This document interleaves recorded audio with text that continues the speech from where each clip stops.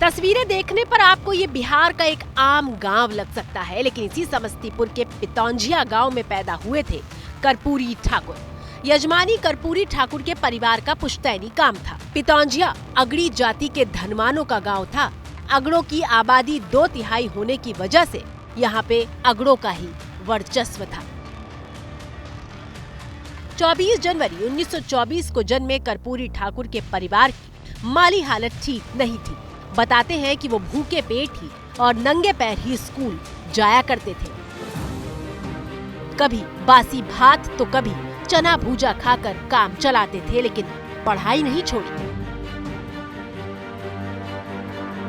इसी घर में कर्पूरी ठाकुर 24 जनवरी 1924 को पैदा हुए थे। तब ये कच्चा मकान था, अब इसको अच्छे तरीके से बना दिया गया है।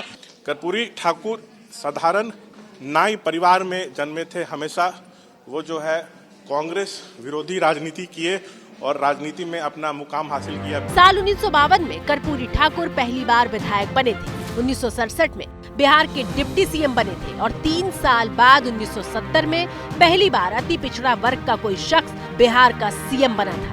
1977 में कर्पूरी ठाकुर दूसरी बार बिहार के मुख्यमंत्री बने थे, लेकिन राज्य का मुखिया बनने के बावजूद कर्पूरी ठाकुर ने सादगी का साथ नहीं छोड़ा था।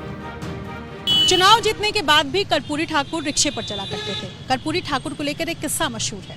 विधायक बनने के बाद एक बार एक प्रतिनिधि मंडल का हिस्सा बनकर उन्हें ऑस्ट्रिया जाना था और उनके पास कोट नहीं थे। उन्होंने अपने दोस्त से कोट मांगा, लेकिन वो फटा हुआ था। कर्पूरी वही फटा हुआ कोट पहनकर विदेश गए थे। उन्होंने बहुत ही साधारण जीवन जीते हुए एक तो राजनीति में इतनी ऊंचाई तक अपनी जगह बनाई और पूरा जीवन एक बेदाग राजनीतिज्ञ का जीवन उन्होंने जिया। उनके जो रिश्तेदार हैं, कभी वो मदद के लिए आए तो उनको किस तरीके से उन्होंने हैंडल किया।